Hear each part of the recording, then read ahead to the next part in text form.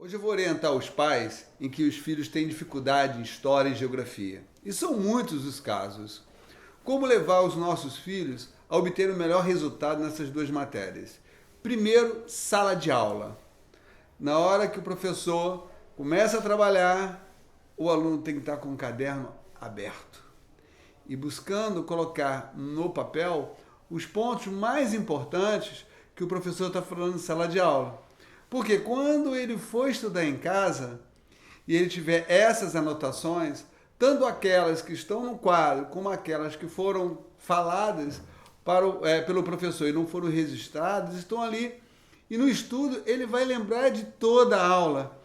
E é uma forma também do aluno ficar concentrado. Então o coleguinha pode chamar, pode ter confusão, mas ele está focado no professor. Ele está com o caderno aberto, com a caneta na mão e copiando o que é mais importante, porque ele tem um compromisso de enriquecer o caderno.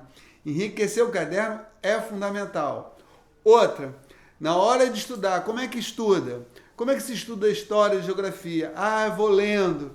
Aí o aluno vai lendo, lê um capítulo, 2 capítulos, aí na hora da prova ele diz, deu branco. Na verdade, o branco deu porque ele não fez o serviço de qualidade.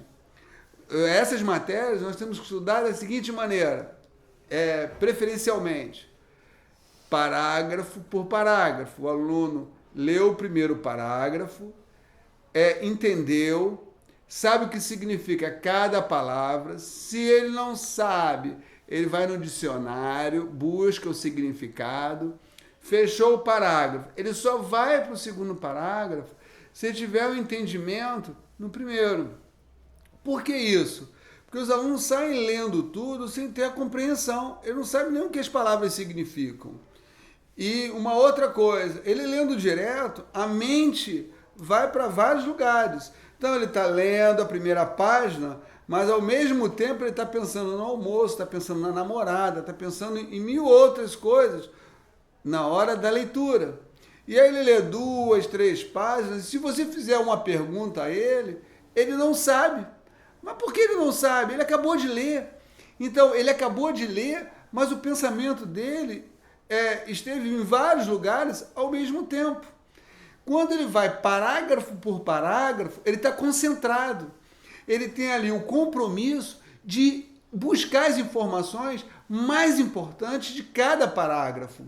E aí ele vai parágrafo por parágrafo, montando toda essa formação com um compromisso de armazenar o conhecimento e buscar a melhor interpretação de cada assunto. Então, dessa maneira, se o aluno tem um caderno rico e na hora de estudar o livro, estudar não é apenas uma leitura, é a leitura com o compromisso de buscar uma melhor interpretação e guardar as informações mais importantes. Se ele está fazendo isso com o livro e com o caderno em casa, sempre que a matéria está sendo trabalhada em sala, não tem como o resultado ser ruim.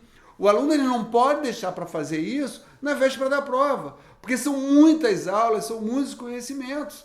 Então, o professor deu aula hoje, ele em casa, ele tem que rever todos os apontamentos, todos aqueles conteúdos ricos que estão no caderno, e tem que ir lá no livro e estudar o capítulo referente daquela aula. Então, fazendo isso toda semana, quando chegar a prova, na véspera da prova, ele só vai revisar o conteúdo. Ele vai pegar o caderno para ler o conteúdo, ele vai lembrar da voz do professor. Ele vai pegar o livro e vai ser aquela leitura rápida. Não vai ser aquele estudo mais denso, porque ele já fez isso ao longo do bimestre, ao longo do mês. Esse é o melhor caminho para se obter um melhor resultado em história e em geografia. E ciências também.